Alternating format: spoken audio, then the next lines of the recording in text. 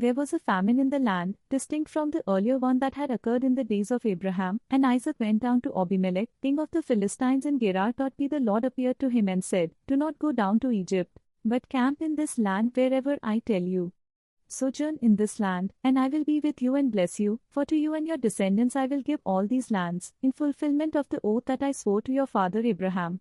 I will make your descendants as numerous as the stars in the sky, and I will give them all these lands, and in your descendants all the nations of the earth will find blessing. This because Abraham obeyed me, keeping my mandate, my commandments, my ordinances, and my instructions." So Isaac settled in Gerar. When the men of the place asked questions about his wife, he answered, "She is my sister." He was afraid that, if he called her his wife, the men of the place would kill him on account of Rebekah, since she was beautiful. But when they had been there for a long time, Abimelech, king of the Philistines, looked out of a window and saw Isaac fondling his wife Rebekah. He called for Isaac and said, "She must certainly be your wife." "How could you have said, 'She is my sister'?" Isaac replied, "I thought I might lose my life on her account." "How could you have done this to us?" exclaimed Abimelech.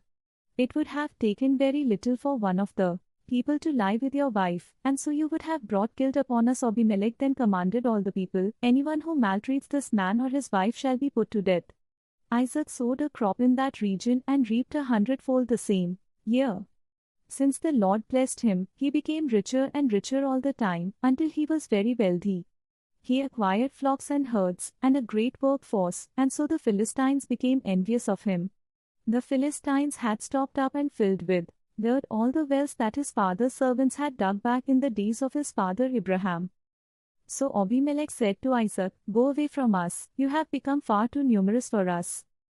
Isaac left there and camped in the Wadi Gerar, where he stayed. Isaac reopened the wells which his father's servants had dug back in the days of his father Abraham and which the Philistines had stopped up after Abraham's death. He gave them names like those that his father had given them. But when Isaac's servants dug in the wadi and reached spring water in their well, the shepherds of Gerar argued with Isaac's shepherds, saying, "The water belongs to us." So he named the well Esek, because they had quarreled there.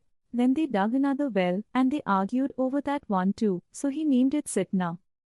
So he moved on from there and dug still another well, but over this one they did not argue. He named it Rehoboth and said, "Because the Lord has now given us ample room, we shall flourish in the land."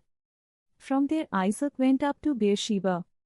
The same night the Lord appeared to him and said, "I am the God of Abraham, your father. Do not fear, for I am with you. I will bless you and multiply your descendants for the sake of Abraham, my servant." So Isaac built an altar there and invoked the Lord by name. After he had pitched his tent there, Isaac's servants began to dig a well nearby, with Ahazoth, his counselor, and Phicol, the general of his army. Isaac asked them, "Why have you come to me, since you hate me and have driven me away from you?" They answered, "We clearly see that the Lord has been with you, so we thought, let there be a sworn agreement between our two sides, between you and us. Let us make a covenant with you. You shall do no harm to us, just as we have not maltreated you, but have always acted kindly toward you and have let you depart in peace. So now, may you be blessed by the Lord." Isaac then made a feast for them, and they ate and drank. Early the next morning they exchanged oaths. Then Isaac sent them on their way, and they departed from him in peace. That same day Isaac's servants came and informed him about the well they had been digging. They told him, "We have reached water."